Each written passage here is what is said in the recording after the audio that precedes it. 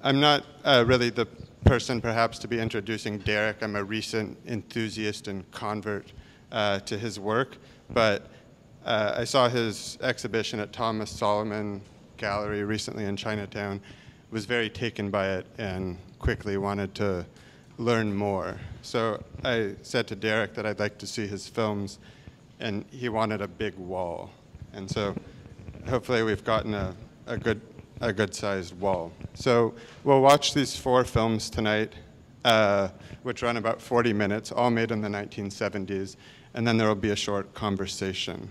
For those of you who don't know, Derek is an artist, kind of emerged for the first time in London in the early 1960s in the kind of pop art milieu.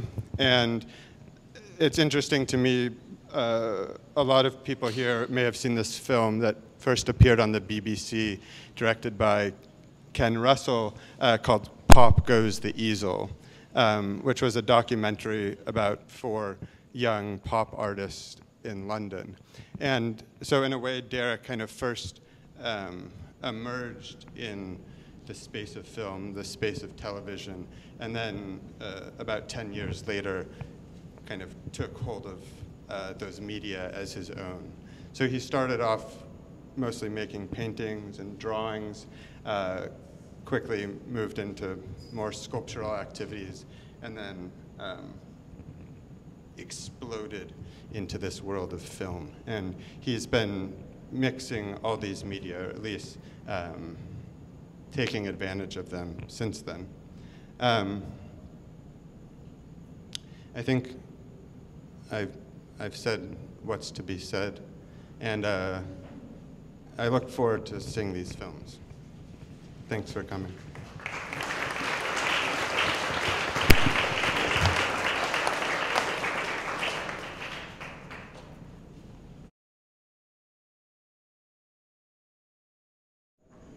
I was wondering if you could tell us a little bit about how you made the transition from being, if I'm correct, primarily a painter and draftsman and sculptor, I think, at this point, and how you ended up working in film and making the first film, Link.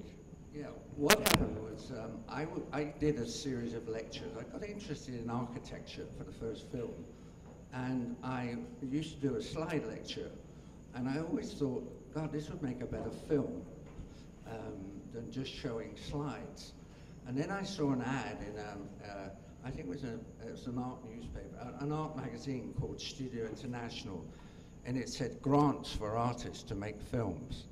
And I thought, and then it said preference given not to filmmakers. So what the British Film Institute were doing was trying to put up money so that non-film artists, non-filmmaker artists could make films. So I applied, and I presume there were several hundred, and a couple of us got the grant money. So that's how I made the first film called Link. And as you could see, Link is just placing together a group of objects that have absolutely nothing in common except their structure.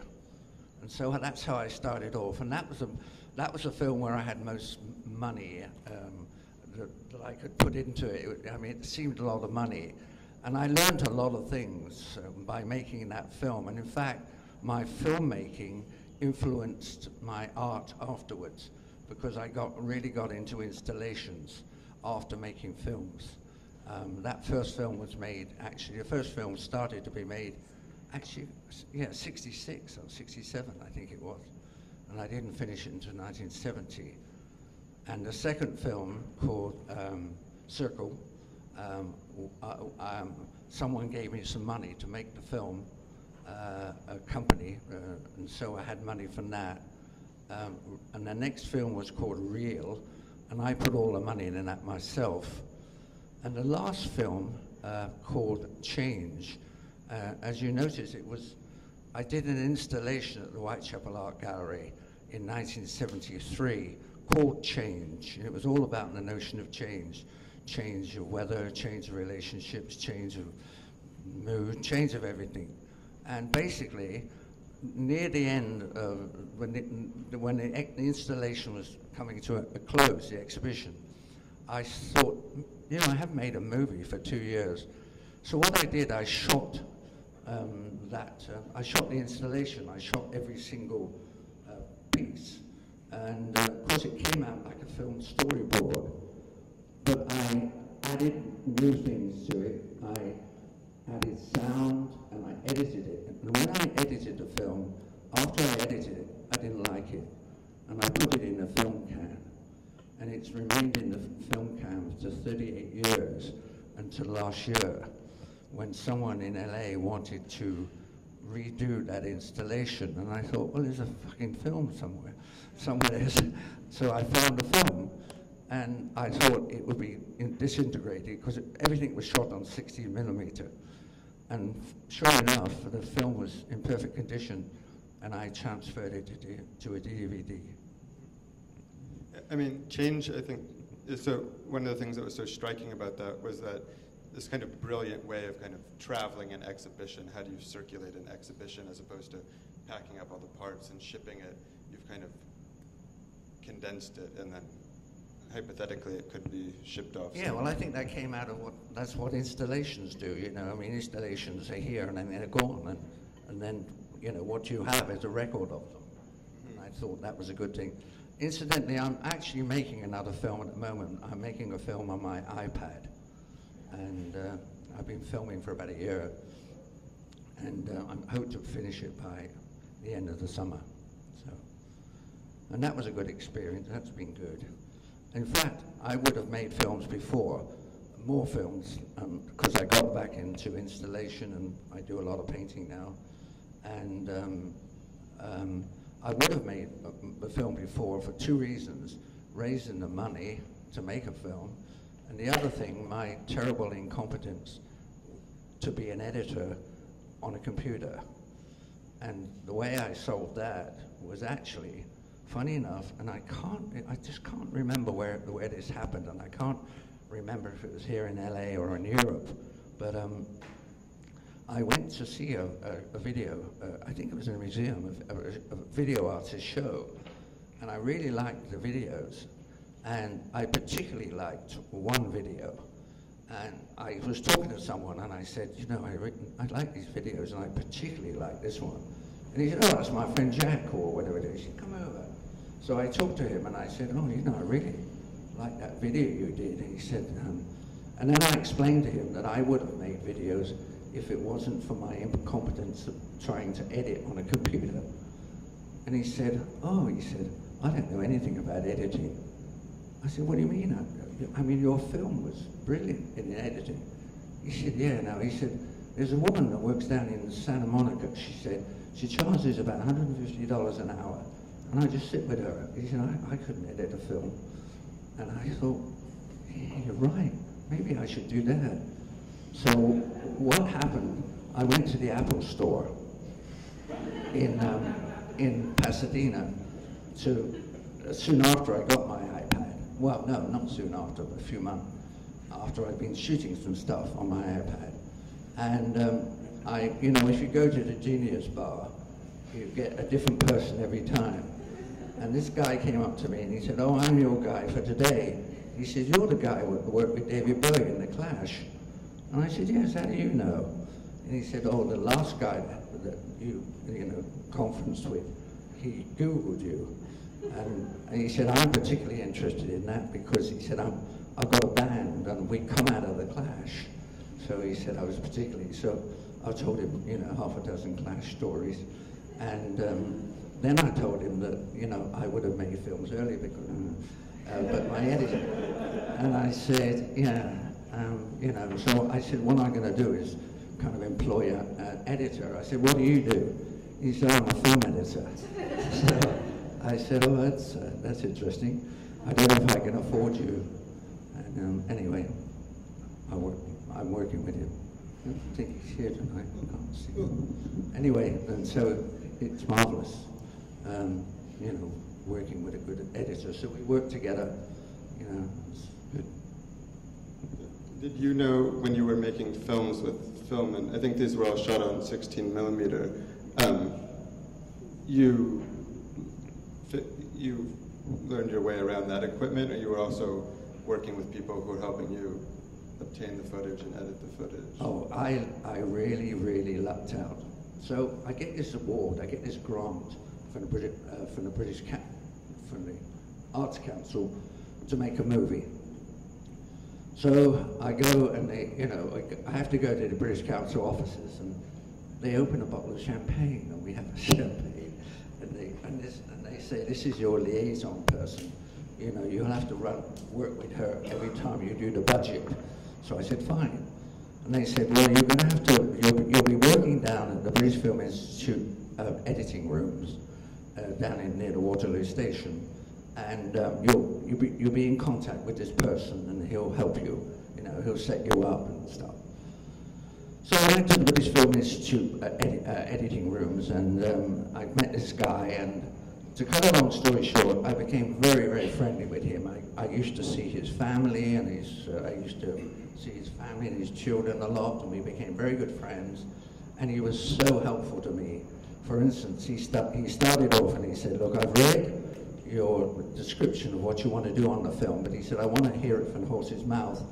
Now challenge me, explain what you're trying to do. And I told him, and he said, great. He said, now, have you got a camera? And I said, no, I haven't got a camera, but I know someone that's got one. So he said, oh, well, you're going to need a camera. And I said, yeah. And he said, what do you know about editing? And I said, I don't know anything about it. He said, come this way.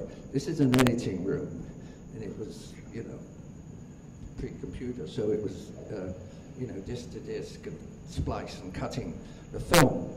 And he sort of helped me so much and said, you know, maybe, and I would come to him.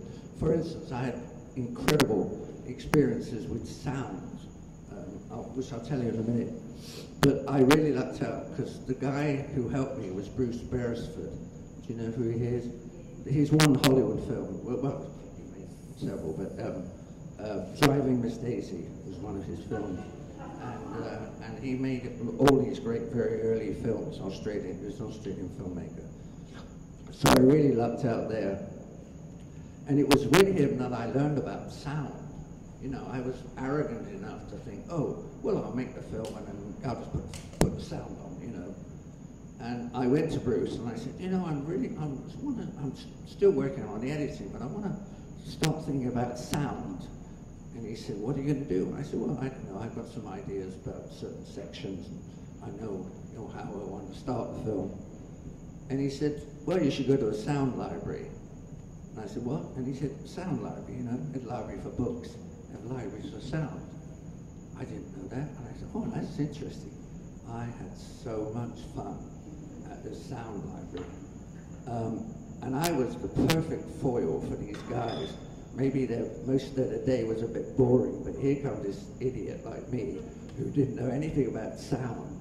And, you know, for instance, let me see, the best example. So we experimented a lot.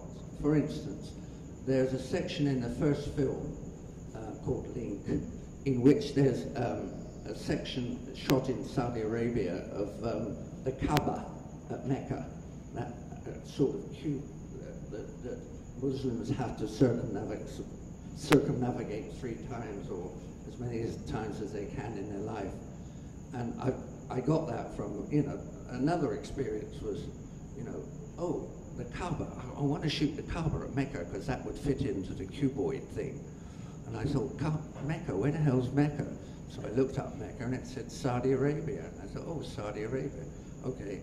So I called up the Saudi Arabian embassy in London and, you know, said I wanted, you know, do you have any spare footage of the Kaaba at Mecca?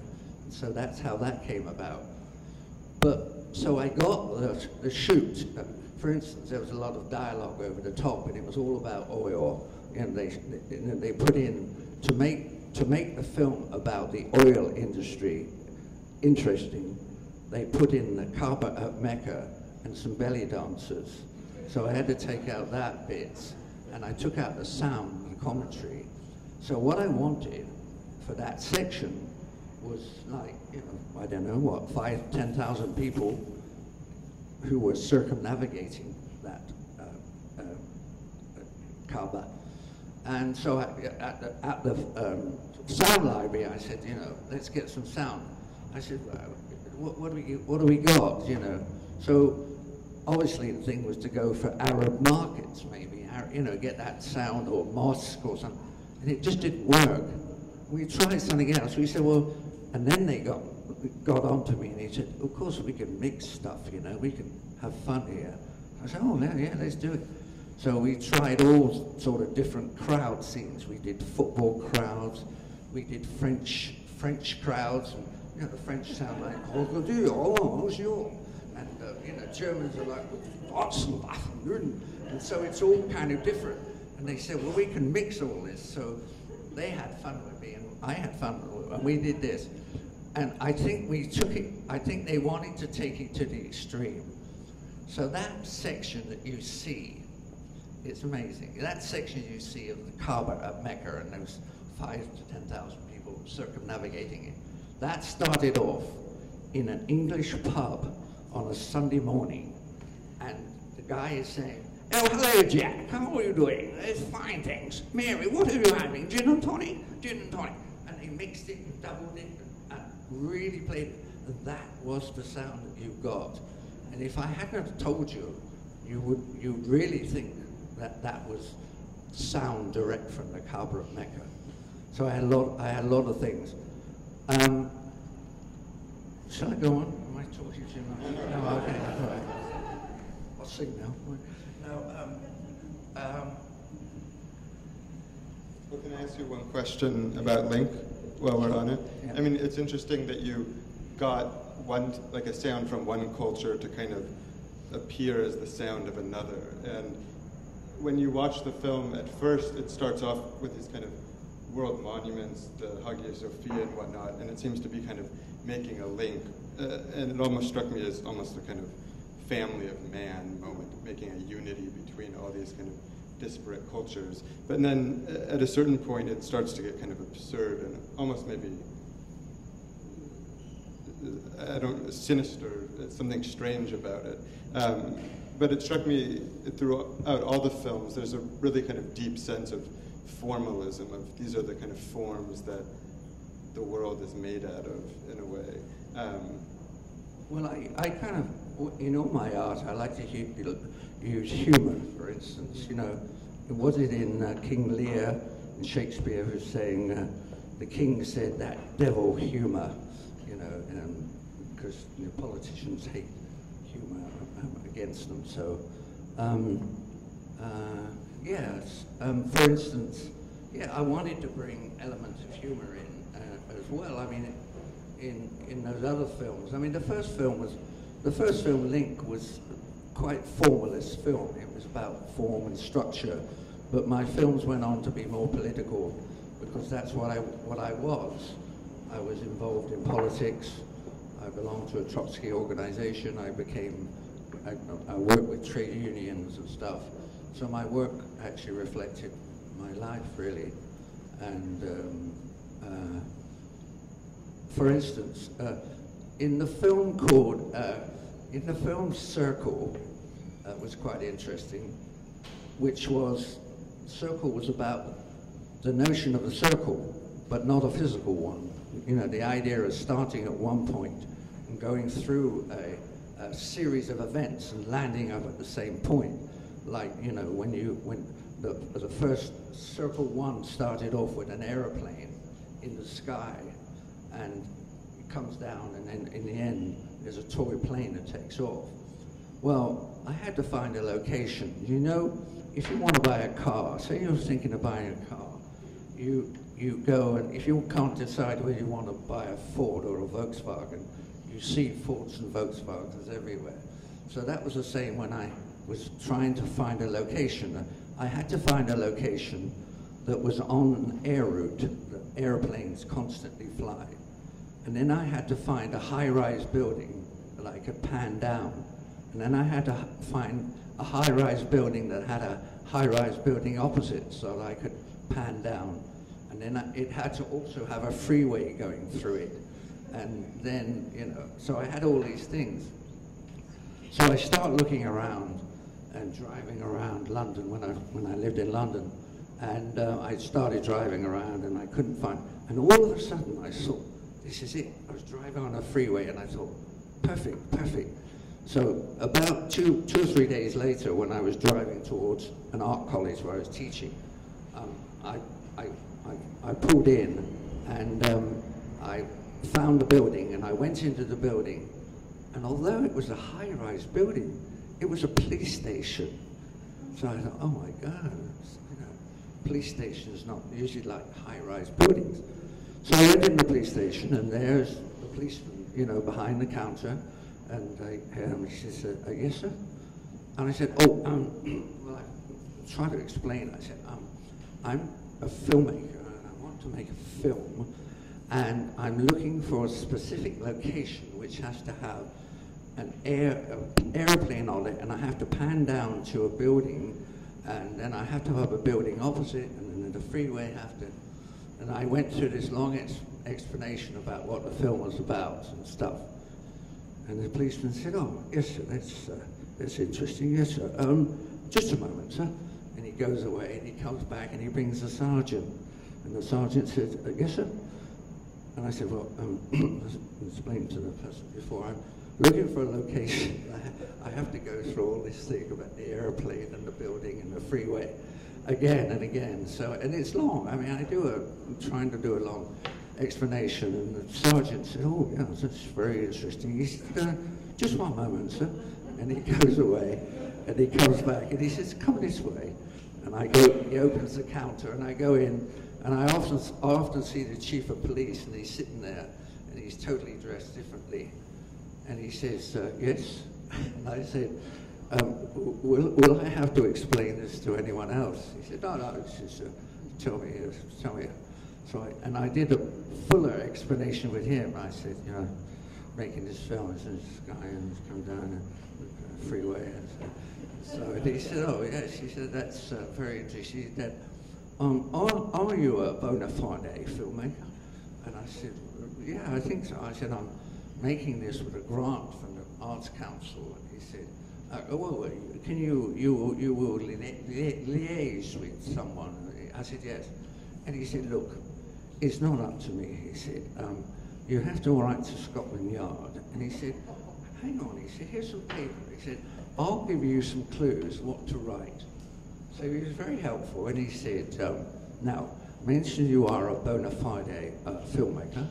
He said, and have you got the contact name of the person at the Arts Council? I said, yes. And he said, put that, describe the film, tell them why. And I said, okay. So I went home and I wrote this letter. And I didn't hear anything for 2 weeks. And then I had a letter from Scotland Yard, and it said, dear Mr. Boshier, unfortunately we can't give you permission to film from this building. We don't know if you're aware of it, but that building is not only a police station, it's the high security prison for the IRA terrorists. So he said, it's impossible for you to film. So, you know, so we got on. And anyway, so later I found this other location, which was even better. And one thing about that shot, you know, I didn't realize, but if you're a filmmaker, any filmmaker here will realize that that shot was, that opening shot for that film was incredible. So the camera, I got a cameraman to do it. I knew I couldn't do it. I got a cameraman and he shot the camera on 35mm. And what he did was, you know, he had to watch for the plane to come in, and then the plane, you know, the plane goes out of picture, and then he comes down and there's a flagpole. And then I lucked out again because the flagpole had an angel. The building was an Art Nouveau building, so it had an angel on. So we go down, and he goes right through the building, over the freeway, until the structure that keeps the freeway out. And that's an amazingly long pan.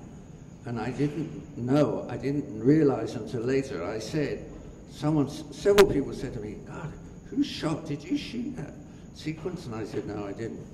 I said, who did it? And I said, oh, a guy called Jeff Mulligan.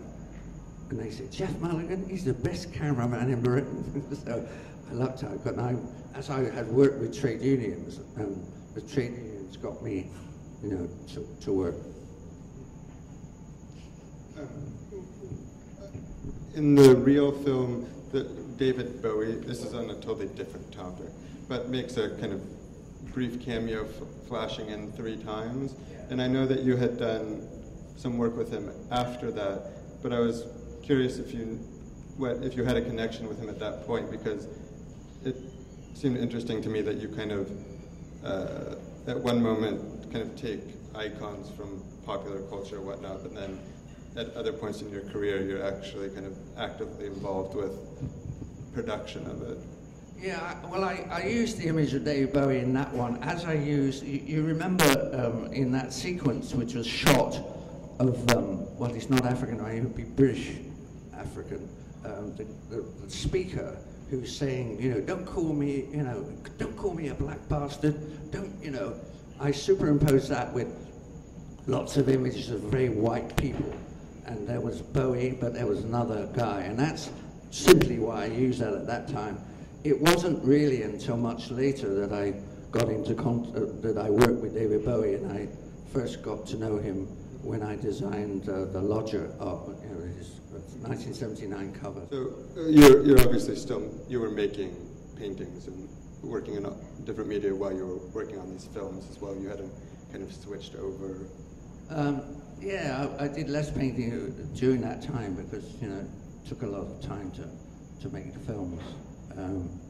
But now I'm doing both. I'm shooting this film on my iPad, but I'm also, my problem at the moment, just for artist point of view, is I did so much painting in the last year and a half, and in last March I had 3 openings within 10 days. One in New York, one in Paris, and one in London, which is great. It's very nice, but I have no work to show people.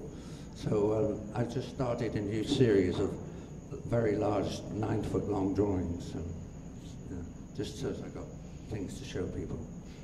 Apart from that, I can't stop myself. I don't know what I'd do if I wasn't an artist. Should we open it up to a few questions from the audience, if there are questions?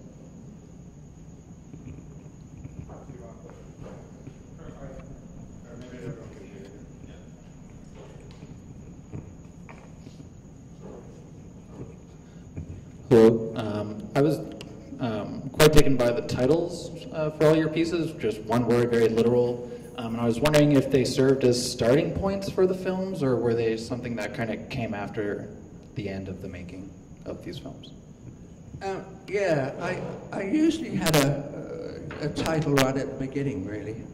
Link was what it was. It was a link between objects that had nothing in common. And so that was easy. Circle was about the circle, not the physical circle, but the notion of a circle. Real was sort of, spelt, R-E-E-L, and it was also, R-E-A-L. So that's how I came about that one. In fact, I'm having trouble at the moment with this title for my new iPad film. It's too complicated to tell you, but I had a title for the whole of the filming. I was going to call it Forward, and now it's totally different. So, because I saw something, yeah. I'm sorry I'm not more helpful on titles, but. No, it just seemed like it had a very important part with filmmaking instead of just being kind of like very literal. And I was just wondering if it was a very important part of visual research, or if it was just the way to treat it. Well, I'd like the titles to be very direct, as it were, rather, because I'm not making narrative films. I'm not making feature films, I'm not making that sort of thing. My filmmaking, you see, I don't see myself as a filmmaker. I'm an artist who makes films, because the way I make films is the way I make paintings. It's all the same, or installations, whatever. I do different. Anyone else? Have I outspoken everyone? Surely.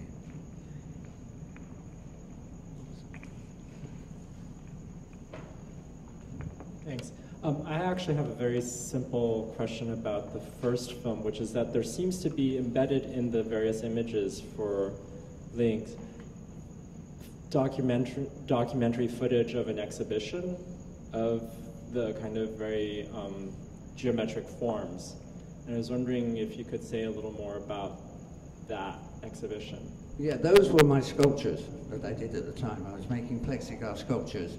In fact, my brief from the Arts Council was that they wanted me to include my work in the film. I don't think I would have put it in otherwise, as a matter of fact. But and they said that, you know, and I thought, well, okay, I'll try to put it in. So those were the plexiglass sculptures I was making at the time, which were geometric. I mean, they were structural forms. So, and I just come back, I think that film went out in '70, but I'd come back, I'd been in Japan in 1966. So, you know, I got very interested in people, architects, Japanese architects like Kenzo, you know, and various people like that. So some of my stuff came out of that visit to Japan.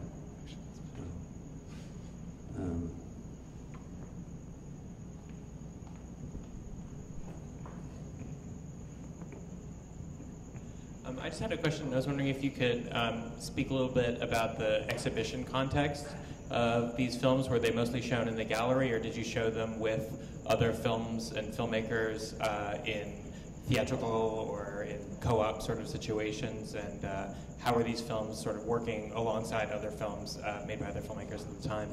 Well, nobody saw them for about 25 years.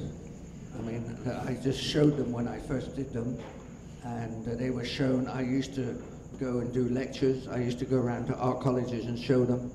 That was when they went. Then I'm a sort of born-again filmmaker. I mean, all of a sudden I've been discovered. The British Film Institute did an evening of my films, and then yeah, various people. I think they're going to be shown in lots of different places. And now I'm doing this other film, and I've got ideas for about 2 or 3 more films, short films. So, yeah, I mean, I don't have an answer to that. They weren't really shown in film places, really. They were shown occasionally in galleries, and it wasn't too more recently they've been shown in museums. I mean, actually, it's funny you should mention that. The kickoff for my little revival as being an experimental filmmaker came when a person looked into all those people making films in the late 60s and early 70s, and she curated a show at the Tate Modern, and she included me in it. She's a person that's got a gallery. She's British, but she has a gallery in Berlin, and that started the ball rolling, basically. I did that, and I go on symposiums about early films and stuff. So, yeah. You know, I always think, God, you know, I wish, you know, give me $250,000 and I'll make you a good MTV film, you know. So, you know, when I work, I mean, it's a slight deviation, but talking about MTV, when I work with The Clash, I should fill you in a little about this. I don't know how many of you are familiar with The Clash or know who Joe Strummer is. Joe Strummer's the lead singer of The Clash, and he was actually he was my student in his first year in art college. He was 17, and he used to sit in my class and asking everyone, saying, "Hey man, call me Woody, man, call me Woody." And he used to sit with a wooden guitar singing, blowing in the wind. "Hey man," you know, and call me Woody. And of course the Woody was Woody Guthrie, you know, like Bob Dylan. They were great fans of Woody Guthrie. And I didn't see Joe until about 4 or 5 years later, I don't know when it was, when he was famous, when he was The Clash, and he was Joe Strummer, and I was walking down the street in London, and I saw him coming towards me, and he was with Paul Simonon, his bass player, and a group of fans screaming, and he was totally changed now. He was all dressed in black with his Doc Martin boots on and saying, "Fucking can you fucking..." Different from Woody. And I went up to him and I said, "Woody," and I'm not cool with you now. And I said, I know, I was just joking, Joe. I'm a great fan of The Clash. I know all your works. So and we had a chat. I remember we by a shoe shop, and it was 8 o'clock at night. And so that was fine. And within about less than a week, I had a phone call from another ex-student. There are some perks to teaching, you see. So I had and she was called Caroline Kuhn. And she said, oh, you met Joe? And I said, yeah, Joe Strummer, yeah, sure. And he said, well, I've been talking to him, and he asked me to ask you if you would design the Clash second songbook. Now, to put that in perspective, for a lot of people, you know, MTV didn't come into existence until 1981. And so what pop groups did before that, they had songbooks. Now, all the lyrics, a lot of the chords. And my theory is that that came out of vaudeville and music hall from the turn of the 20th century, beginning of the 20th century, 1902 and 1903, when those vaudeville stars, you bought these penny sheets or 10 cents, I don't know what it was then, and it had the picture of your favorite singer on it, and it had all the lyrics, and everyone went home and on their piano and played it. And I think this was a continuation. So when Caroline said to me, I said, well, what's my brief? And she said, well, it's about 48 pages.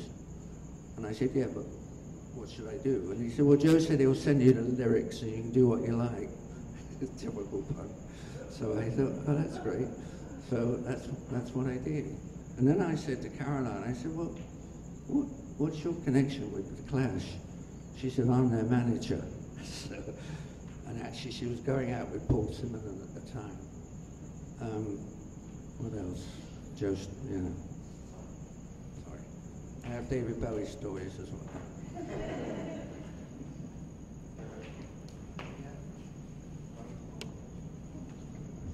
Are there any particular filmmakers that you find compelling or that you look to for kind of visual inspiration that have some kind of meaning for you? Not to do with my own films. I mean, my films come out, like all my work, my paintings come out of magazines, television, and things.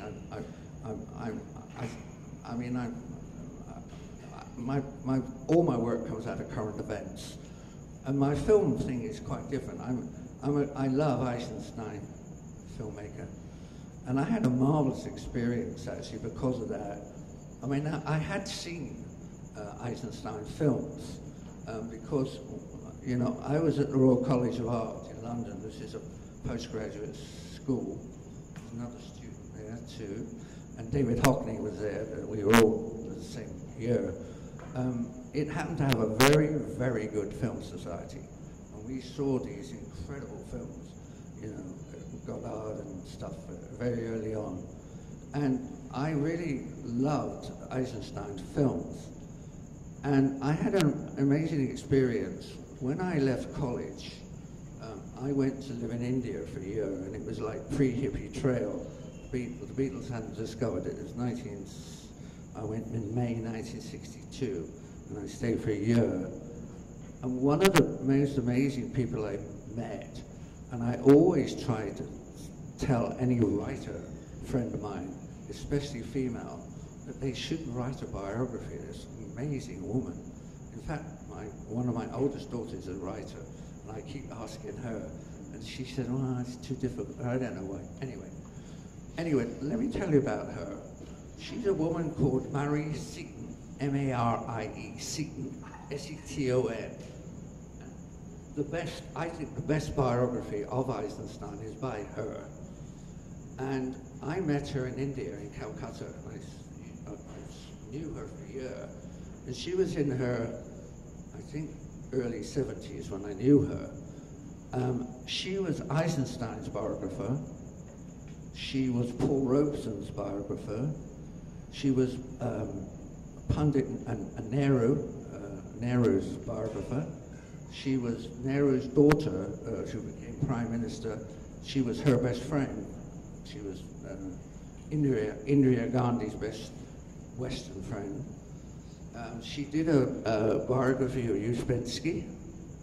In fact, she told me she was with Uspensky when he died. And his dying words to her were, what's it all about? It's not bad from Uspensky. Anyway, which is nearly as good as I think George III, do you know about the British king? I think George III, who, a lot of the British kings used to choose a British seaside place to build their country. It wasn't a country cottage, but build a palace, basically. So any town in Britain with the name Regis afterwards has royal connections. I was brought up in a town called Lyme Regis. There's another town called Bognor Regis, and Bognor Regis is where I think George III set up his, palace there, home, and he died there, and his dying words were "Bugger Bognor." So, I thought it was great. Bugger Bognor. Sorry, I lost my track. What was it? Oh, Mary Seton. Let me just tell you a bit more about her. Yeah, she was amazing. She finished Eisenstein's last film. The one he filmed, he died when he was filming in Mexico. She had a lot to do with that. But she was amazing person. So, anyone thinking of writing a biography, that would be my suggestion. She was an amazing person. Her book on Eisenstein is the best. I've reread it about 3 times over the years. Sorry, someone else was. Yeah. Did you consider your film work to be in conversation with any other film work being done in London or England at the time? I would say particularly that of the London Filmmakers Co-op, but any other either film work or artist film work? No, I didn't really. I mean, I went to some. I was just, as I say, that thing when I said I'm an artist who makes films, and I didn't go to a lot of film co-ops. I went to some, of course, yeah, of course. But I was, no, I think I was independent a bit. Obviously aware of certain things that were going on, but my films came out of what I was interested in at the time. So, and my film I'm making now on my iPad sort of comes out of the last films I'm doing. I mean, it's similar. The new film I'm doing is this juxtaposition of stills and live action. I like playing with that sort of thing, and I like collage. I mean, it's the equivalent to, it's the filmatic equivalent to collage, I think. Yeah. Maybe there will be another screening in the future. Sure. Should we leave it? Sure. If there's any more questions, fine.